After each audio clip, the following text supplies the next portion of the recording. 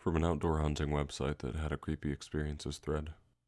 On the trip in question, I decided to hike the old Malala Indian Trail that followed the ridge tops from Saddle Blanket Mountain to Oak Ridge, one of the Native Americans' favorite summer camps and trading centers. It was a beautiful August day, 2 days into the hike.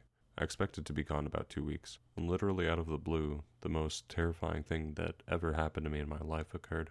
It would change my perspective on reality forever. I was walking along the trail enjoying the strong breeze and bright sunlight, when in the middle of a step, everything around me started to turn gray and blurry. The only way I can describe it was as if suddenly looking through someone else's prescription sunglasses. I finished this step and started another. Every inch I moved forward, the darkness increased, and the gray blurring turned into a jumble of shapes that made no sense. I then seemed to pass a barrier and everything started to return back into focus when my foot reached the ground. On the second step, everything around me had changed. Day had gone to night and there was no wind. All the Douglas fir and pine trees had been replaced with thick jungle-like growth. The cool, thin mountain air was replaced with humid, thick air. There were no stars in the sky, but there was a diffused light that let me see everything clearly. However, I couldn't tell what the light source was. As often happens when the human body receives a massive dose of adrenaline, the entire incident appeared like it was in slow motion, and even though I was only there for a second or two, I had time to observe my surroundings. The silence was broken by continuous high-pitched keening sound, and I was nearly overwhelmed with a sense of fear and danger. My momentum caused me to take one more step before stopping in my tracks. It was at this point I heard a whispered, "Gotcha," over my right shoulder. I couldn't tell if I heard it with my ears or inside my head. The word wasn't directed at me, but something said the word quietly to itself. I was so terrified I actually felt my heart stop for a moment. That whispered word is what saved me.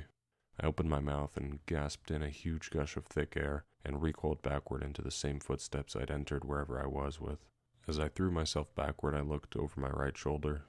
A dark-colored hairy right hand and arm was reaching for my throat over my shoulder. The hand had pale, ivory, spade-shaped fingernails. The nails looked clean and almost had a manicured look to them.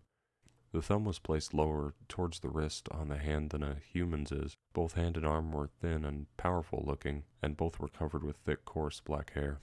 I got a good look at it because the thumbnail grazed my neck as it moved backwards. It didn't break the skin. As I continued backward, the hand that clutched toward my neck had been a split second before, and it seemed to fade off into the distance as I returned through the portal. I took 2 more steps backwards and everything reversed itself from what had just happened.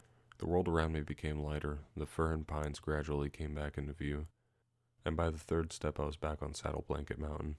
I continued to move backwards in terror, and as I did I observed that where I had just come from was a shimmering oval patch of air about the size of a large door. The woods behind it looked like it was underwater.